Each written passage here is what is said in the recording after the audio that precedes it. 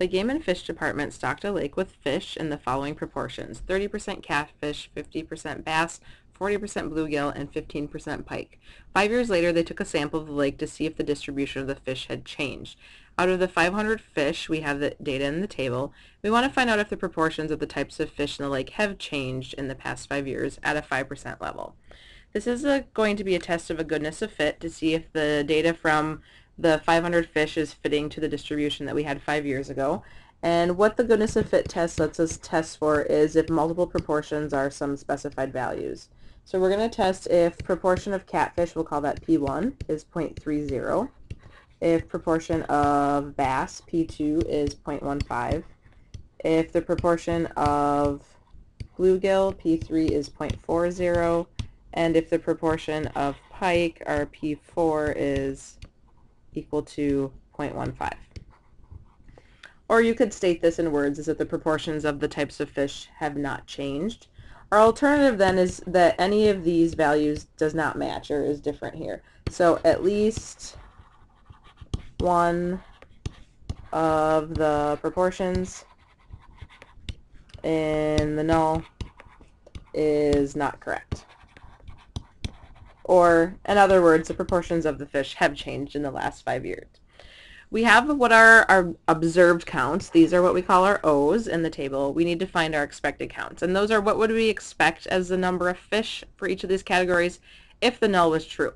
So if the null is true and we have 30% of our first category, catfish, and we have 500 fish, we just take 30% of 500 to find our expected count.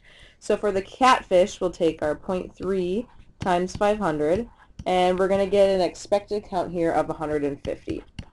If the null is true and we have 15% bass, 15% of 500 gives us an expected count of 75. And then we do the same thing for our other two categories. So we'll get expected count of bluegill of 200. And then our last category, pike, will be 75. And so these are what we call our E's. They're what we'd expect to have happen if the null were true. We compare our O's, observed data, to our expected data by using a chi-square test statistic that looks like the sum of O minus E squared over our E. So we will get, for the first category, 117 minus 150 squared over 150 plus 88 minus 75 squared over 75 plus 223 minus 200 squared over 200 plus 72 minus 75 squared over 75. And so our test statistic here is 12.278. This has a chi-square distribution with degrees of freedom of number of categories minus 1.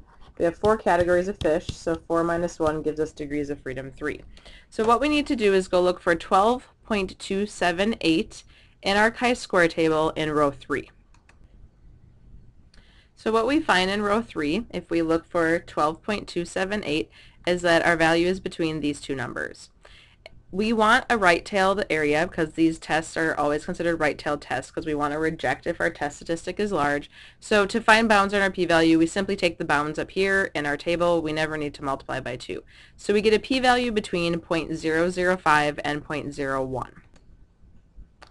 So with a p-value between 0.005 and 0.01, that is smaller than our 5% that we're using as our significance level, and so we will reject the null.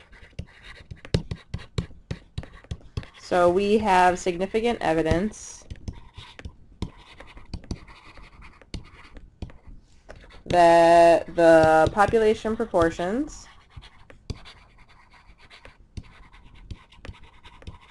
of the types of fish have changed in the last 5 years.